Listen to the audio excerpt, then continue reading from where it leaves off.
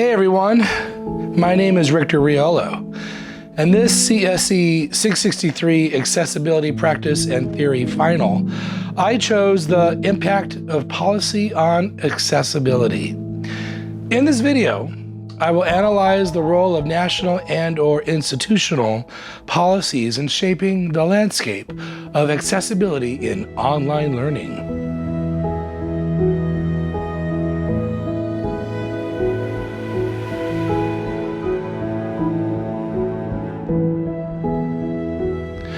What are the strengths and weaknesses of current policies in the United States? And what recommendations would I make for improvement? I want to talk about how national and institutional policies shape accessibility in regard to online learning. I will talk about all of that and also give you an update on what's going on with the U.S. Department of Education right now under Donald Trump's criminal regime. Spoiler alert, it's not great. This is an assault on every American family who has someone who is disabled and needs the IDEA program to provide education. President Trump tonight looking to keep a campaign promise. I will sign an executive order to begin eliminating the Federal Department of Education once and for all. So what will happen to this IDEA funding? According to a special education support organization, Tennessee STEP, around 130,000 Tennessee families rely on special education services. Without proper accessibility features, individuals with disabilities may face barriers when trying to engage or interact with the digital online learning content. Also of note, I apologize in advance for some colorful language I use in this video when describing how some of these issues have affected me personally and my students. Also, my voice is still on the mend. I've had this for 5 weeks and it's killing me. Let's start with the political landscape. The convicted felon is actively trying to shut down the Department of Education, and he's already tried to lay off huge parts of the staff. However, a federal judge in Massachusetts on May 22nd temporarily stopped him. One of President Trump's most controversial executive orders has been blocked. A federal judge today ordering the Department of Education to reinstate employees, reversing Trump's order to dismantle the agency. The order deals a blow to one of the president's campaign promises to eliminate the department. But just this week, Trump asked the Supreme Court to let him move forward with dismantling it. The Trump administration is petitioning the Supreme Court to leave mass layoffs at the Education Department in place. He wants to scatter education responsibilities across other federal departments, like the Small Business Administration, the SBA, and Department of Health and Human Services. Those departments, they don't have experience or any concept of how to mandate or oversee education.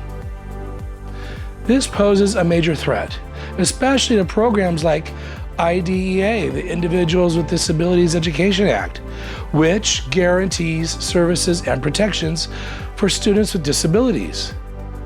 Without the Department of Education, enforcement of IDEA could become inconsistent or non-existent, especially in red states. That's terrifying for families, students, and educators who rely on those protections.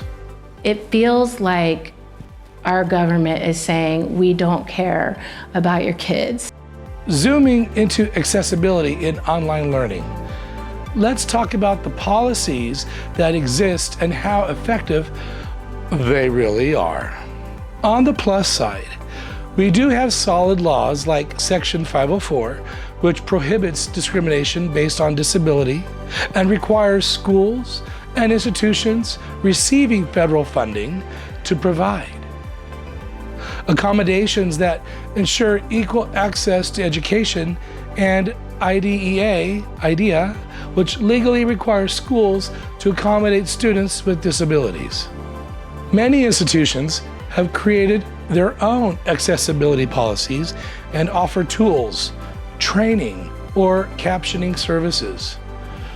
But here's where it falls apart.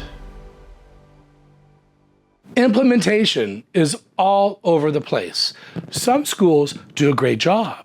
Others barely check the box. For example, a 2021 article from Inside Higher Ed highlighted that blind students encountered significant challenges during the transition to remote learning. And according to ABC News, a 2023 report by the National Education Policy Center revealed that many full-time virtual schools lag behind traditional schools in performance metrics. Smaller or underfunded institutions often don't have the technology or training to make their online content truly accessible.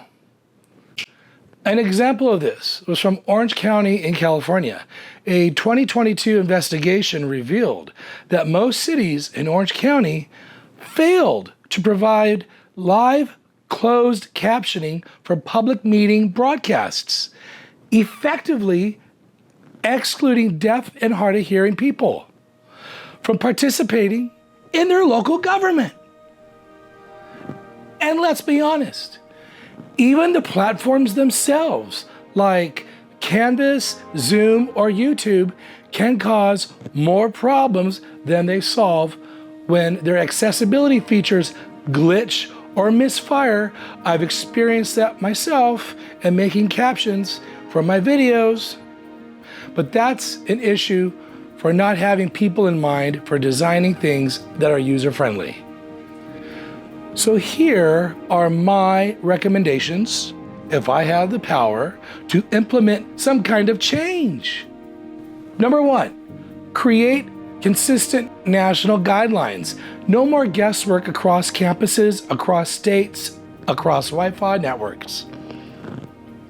Simple, you'd think.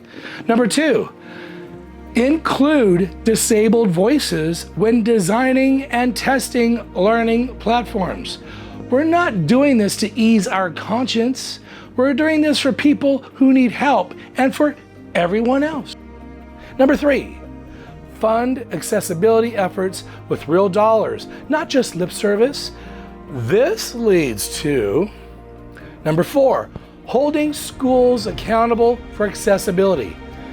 The same way we hold them accountable for grades and funding, but as we know, for those of us who already work in public education, it always falls back onto the age-old excuse, we can't because of funding. When I was teaching English language development, ELD, at a middle school, I had to fight tooth and nail to get working Chromebooks and headphones with microphones that actually work for the state-mandated English language proficiency assessment, the ELPA exam. I got the equipment 2 days before the testing began. Suffice to say, that particular admin doesn't like me very much, and she can kiss my ass. The kids come first. Tonight, a local teen who's been fighting for equality in the classroom for hearing impaired students like herself took her case to the Poway Unified School District. This after she says they failed to provide her with the necessary tools to learn. Well, new tonight, 10 News reporter Steve Fiorina shows us how she made her point.